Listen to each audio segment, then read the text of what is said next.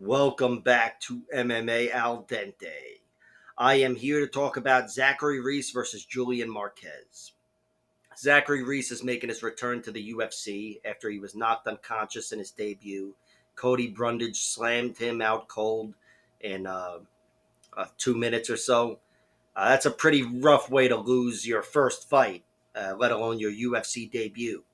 But that is his first loss as a pro. He lost once as an amateur in 2012 by decision to a fella named Kevin Holland. So, and by the way, it is the Kevin Holland. I don't want you to mistake me saying, oh, he's got the same name as the Trailblazer. No, Kevin beat him by decision. That's impressive that he lost to a guy like Holland and didn't get finished, but I wish I saw the fight to know what it looked like. Regardless, it was 12 years ago, and he was an amateur. He's only been a pro since 2021. And up until that knockout loss to Cody Brundage, he looked phenomenal. Big, long, tall athlete. He's got 4 TKOs or knockouts and 2 submissions. The 2 submissions are this one high elbow guillotine over Aaron Phillips, who made it to the Ultimate Fighter, and he choked him unconscious. It's a technical submission. And that was in 30 seconds, by the way. And his other submission win is an armbar from the guard against Eli Aronov, the Israeli tank that he fought on the Contender Series last year. 2 solid submissions, but Eli is the best fighter he's beaten. He doesn't have that signature win yet, or maybe it's Aaron Phillips. I don't know. But either way, he hasn't beaten any great fighters, just a few good ones, and he's still largely untested.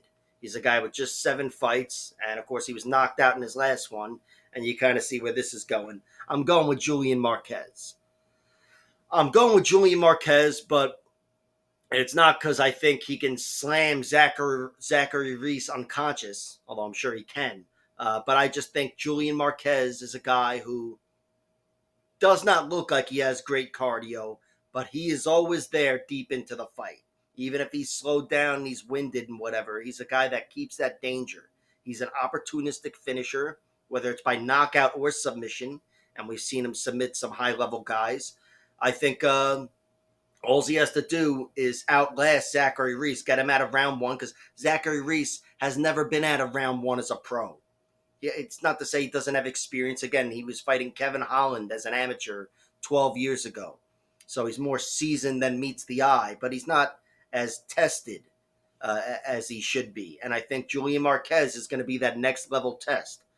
Julian, very dangerous guy. He's got 6 knockouts and 3 submissions in his 9 wins. He's never went the distance, although he's gone close, but he closes the show when he needs to. And again, he gets it done every which way. Had Sam Alvey out of there with a technical rear naked choke.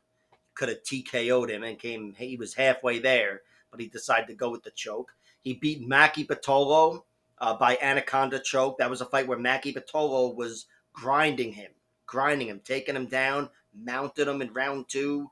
And Julian Marquez survived, kept himself safe. And when he turned the fight around, he got the finish he needed deep into the fight with a minute left. He also submitted Darren Stewart. He's submitted, those are the 3 guys he submitted. They're all in the UFC. The Darren Stewart fight was his UFC debut. Darren Stewart wasn't a world beater, but he was a UFC fighter and a competent one.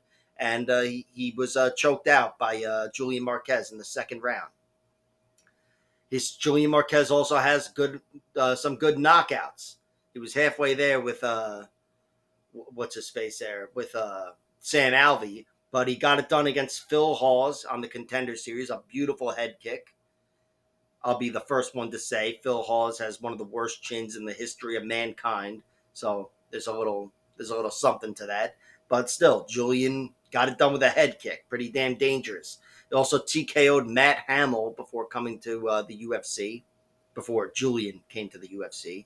Matt was a former UFC fighter, deaf fighter, and a deaf fighter. I don't know if you heard me. You probably know all this shit. Anyway, Julian Marquez, he's one of those guys who looks like he has bad cardio, but the results speak for themselves. He's always there down the stretch. The one guy that I can say outworked him and outlasted him was Marc-Andre Barrio in his last fight, which was a year ago.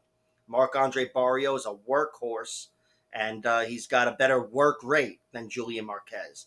Marquez is more power based, and that comes in handy when you need those big moments. But if somebody's going to get overwhelmed with the other's work rate, it's probably going to be Julian Marquez. Julian, he's my pick to win because I've seen him in deep waters pull it out, and he's fighting a guy in Zachary Reese who has never left the first round as a pro, and almost all of his fights are in the first half of the first round. So even if I never saw him get knocked out by Cody Brundage, I'd say on paper, I can't say he's a front runner where he'll fall apart down the stretch, but it's the biggest question mark. And somebody like Julian Marquez is precisely the fighter to find that danger, to find that spot and pounce on it deeper into the fight. So that is my prediction. I've got Julian Marquez winning by knockout in round 2. And I will play the props. I've resisted Julian Marquez's money line. It's at even money, or minus 120 or whatever. They're almost even odds. This is one where I'm really just going to stay away from it as far as the big bets go, but just throw some sprinkles on Marquez winning down the stretch. Probably rounds 2 and 3 flat, as opposed to playing the knockout, unless the knockout line is much greater than the submission line. But Marquez, I should mention his losses as well. He's got 4 losses, 2 by knockout, 2 by decision. And the 2 knockouts come in his last 2 fights. He was knocked unconscious by Gregory Robocop Rodriguez. And there's no shame there. Gregory is one of the hardest punchers in the fucking world. And he just steamrolled Marquez. And then he was TKO'd against Marc-Andre Barrio in round 2. That wasn't quite the power knockout like Gregory Robocop Rodriguez, but Marc-Andre Barrio was beating him up and overwhelmed him in the second half of the fight, in the second half of round 2. And then his other losses are decisions to Alessio Di Chirico in the UFC. That was his first UFC loss, and to Chris Harris in Bellator way back when. Those are both very close fights, and the Chris Harris fight, even though it was almost 10 years ago, it was a fucking war. Very fun fight. It's on YouTube. And Marquez showed a lot of grit in that fight, as did Harris.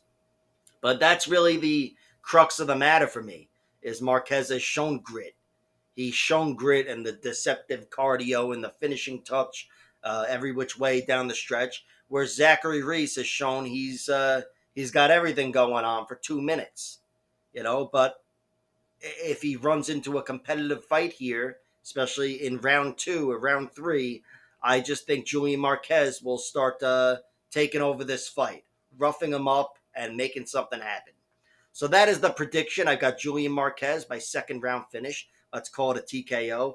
And again, the bet is non-existent as of now, but I will bet on Julian Marquez winning by finish down the stretch. And maybe if Zachary Reese winning early is worth it, I'll throw a sprinkle on him in round 1 because I see what everybody else sees. The guy's excellent offensively, and he's got a lot going on physically.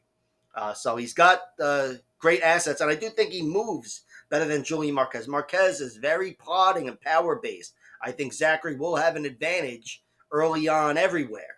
But later on, I envision the advantages all going to Marquez. Like, share, subscribe, all that horse shit, and check out my other videos.